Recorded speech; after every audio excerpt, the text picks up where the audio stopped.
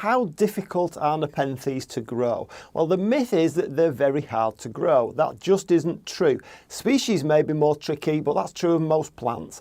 There are many Nepenthes hybrids on the market that can cope with a wide range of conditions. This is a hybrid.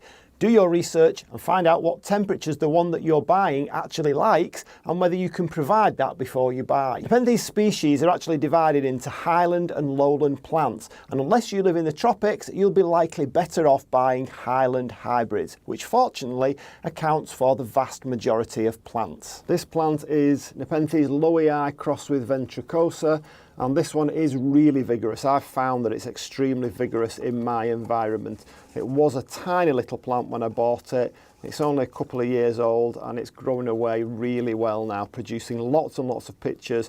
And the two biggest pictures have been produced through winter for me this year. So that shows that it's getting exactly what it wants.